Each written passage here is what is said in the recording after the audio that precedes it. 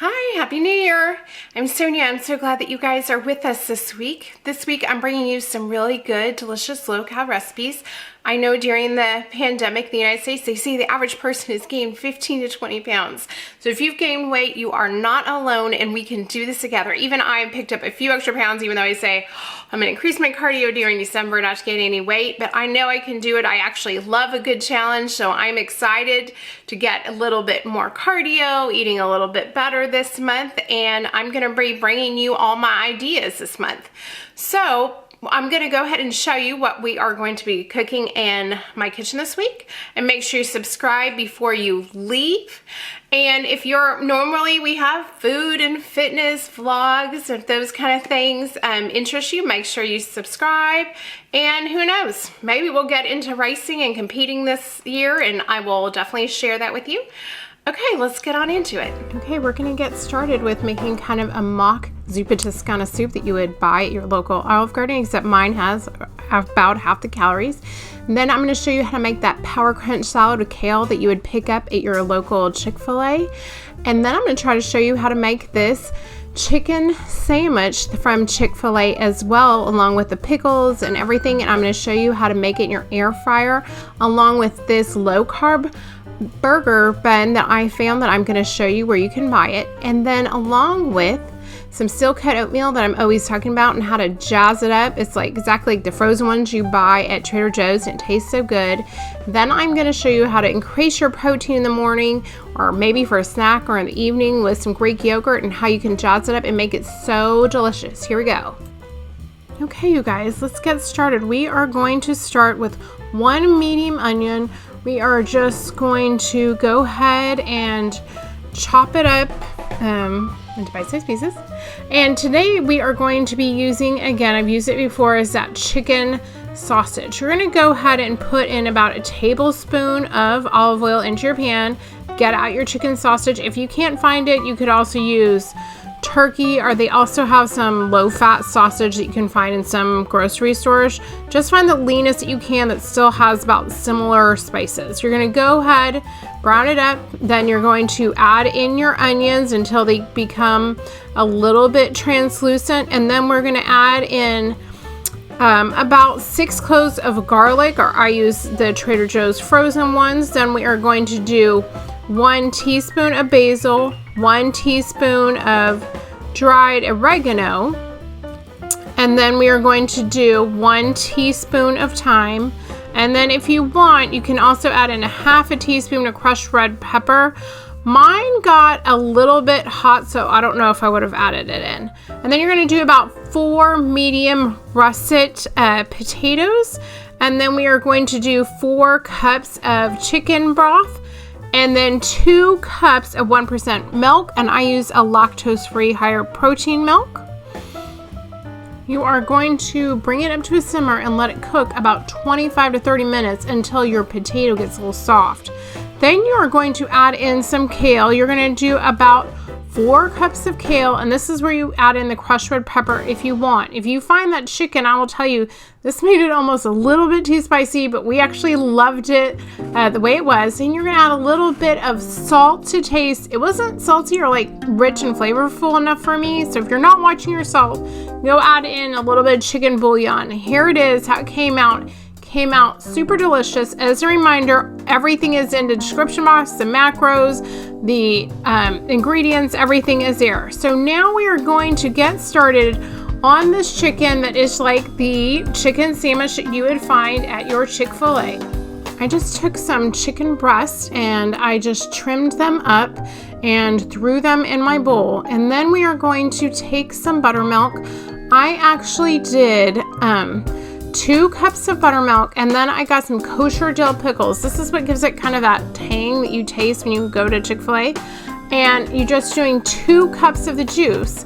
You are going to put it in a bowl, put plastic wrap around it, and go ahead and throw it in your refrigerator for just a couple hours. Meanwhile, we're going to get started on that kale salad. We are using the kale leftovers from our soup. It's just organic kale. I picked up at my local Trader Joe's. And then we are going to take some lemons. These were really juicy, so I actually ended up only using the juice of one of my lemons. I didn't measure this. I would guess that it was about 1/4 cup because it was quite a bit of juice. Then I'm going to use some sugar-free syrup, and I use a 1/2 cup. This is how we cut down on the sugar and the calories. You could also use a monk fruit sweetener. I know they have like a syrup, or the stevia, they have one. And then we are going to add in a 1/2 cup of that spicy brown mustard. That's the kind I used. I would say give this a try and see how you like it. I actually ended up using just a little bit more brown mustard than, I originally thought, because I thought it just needed a little bit more of a tang. And you are just going to start mixing it all up.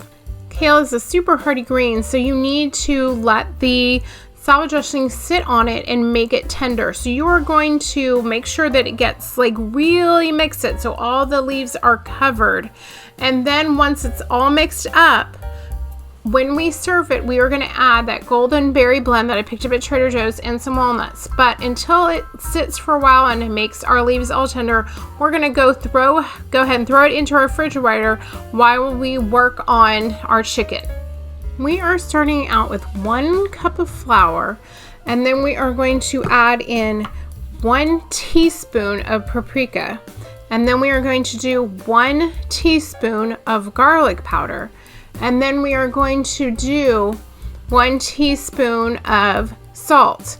We also did a 1/2 teaspoon of pepper, and in the beginning, when you saw me dump in the little thing, that was actually about 1 tablespoon of some sweetener. You can pick it out, whatever sweetener you want. Chick-fil-A actually adds a little sugar into theirs, and so that's how we're trying to make it. We are going to turn on our air fryer to 400. We are taking out our chicken, and we are just lightly coating them before we put them into our air fryer. Then we are going to take some oil and spray them. I did a little bit of olive oil, a little bit of canola. Now, they claim that theirs is done with peanut oil. I didn't have peanut oil. You are going to cook them for about 9 minutes on each side. You're going to flip them over and go another 9 minutes. I messed up on this one. When I finally finished, I got better. I wouldn't turn them with the tongue. I would actually turn them with a fork. When I finally finished, I probably made like 12 of them that night. When I flipped them with a fork, then the breading didn't come off. I found these buns that are keto friendly. They're low carb and they are 50 calories. I decided to give them a try, so I toasted them up in my air fryer to go along with our sandwiches. I was happy to announce tell you that they actually tasted really good. Me and my husband tried it. My kids ate it on regular bread, but everybody loved it. You guys, as always, they do toaster buns, and they are known for putting in 2 dill pickles into their sandwich. So of course, that's how I served it along with our kale crunch salad, and it turned out really good. As a reminder, you could also put your chicken onto lettuce if you couldn't find the buns you still wanted to, or you're trying to do low carb. Okay, let's get started on the steel cut oatmeal. I did was just basically 2 cups in the original 16 ounces. And then each one is obviously 2 cups, and then so it'd be 2 for 6 cups of water, and then 2 cups of milk for every 16 ounces of oatmeal. Or basically it is a 1 part oatmeal, 3 parts water, and 1 part milk. And I did 1 tablespoon of almond extract. You could use vanilla extract or any kind of extract that you think, lemon, whatever. The idea of this was to try to make it like the Trader Joe's ones. We made these before and they turn out exactly just like them. We take it, put it in our plastic containers, freeze it, and the next morning we add a little warm water, pop them out, and put them in our freezer bag so you don't take up so much room in our freezer. And then the day that we use them, we pop them into the microwave for about 2 to 3 minutes, heat it up in the morning, and there you go. It's the exact same thing as Trader Joe's, and ours actually turns out better. We get to pick our own things to put in it and our own extract and make it just the way we would like it. Also, this way I'm making it with lactose-free milk for my son.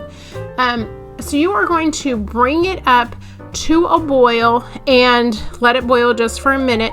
Then you are going to turn off the heat, put your top on, and let it cool down. Once it's cooled down enough to put in the refrigerator, you're going to put it in the refrigerator overnight. The next morning, you're going to take it, and this is what it's going to look like. It's very simple. You're going to add in a little bit of your favorite sweetener, whatever that is, and stir it up. I mean, I would just guess and then try it. It is still cold at this point, by the way. So you would either heat it up or freeze it, but you do not want to add in your sweetener until the next day. I'm going to give it a try to make sure it's sweet enough. You don't want to, because a lot of the times with different kinds of sweetener, the heat kind of cooks it out and it's not in. As always, when you're on a diet, I always use my scale to scale things out. I tear out my bowl so I can actually figure out exactly what 8 ounces is, since I'm counting my calories. And then I do like this berry blend that's from Trader Joe's. You could use raisins or whatever you want. I just happen to like that one. And then I also add in just a little bit of apples. And every time I'm doing this, I'm tearing my scale, which means going back to 0. So I can actually put into my Fitness Pal exactly how much I'm eating of each ingredient. And then Brazil nuts. Brazil nuts are so good for you. They lower your cholesterol. They are supposedly cancer fighting. They have all kinds of stuff telling us how great Brazil nuts are. If you haven't read an article, I'll try to find one and link it underneath so you can read it. They are just supposed to be phenomenal. We should all be eating them.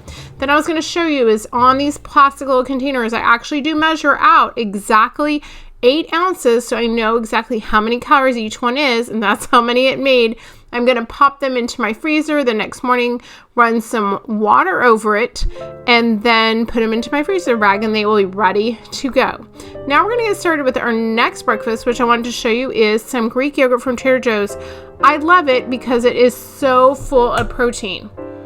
But just like all Greek yogurts, it can be a little bit sour. I want to show you the macros. So 3/4 of a cup is 110 calories and 17 grams of protein. So I also wanted to make this Greek yogurt palatable. I got out my spiralizer. I don't know if you have one. If not, you could probably just use, I don't know, your knife and try to cut up little pieces. I just think that the spiralizer is actually like really fun for yogurt or any kind of cooking things where we're trying to cut down calories. And so I took my apples, and then I added a little bit of cinnamon, and I added a little bit of sweetener. I put some walnuts on top of my yogurt, and then I went ahead and put a little sweetener into my apples, mixed it around, and then I placed them on top of my yogurt. And you guys, this tasted so good. I might have put a drop more of sweetener or something into my yogurt before I placed everything on top, because it was still just a little tart. But I think it's great for the morning, especially if you're trying to increase your protein, or mid-morning snack, or maybe a late night snack as a little dessert. And it turned out super good. Well, I hope you guys enjoyed these recipes this week. I really enjoyed making them for you. And like I said, I have a ton of them coming this month, and I cannot wait to share them with you. You will not believe what I have coming next week. I was like, wow, this is a great idea. It just kind of came to me. Anyways, I can't wait to share everything with you this month. I hope you guys are doing great, enjoying this brand new year that I know is going to be super awesome for all of us. We're all going to get in great shape, look great. We're going to be feeling good. We're going to get to go out and be with our friends. I'm so excited for this year, and I hope you are too. Before you leave, please hit the subscribe button. Please give this a thumbs up, and we will see you next week. Thanks, y'all. Bye-bye.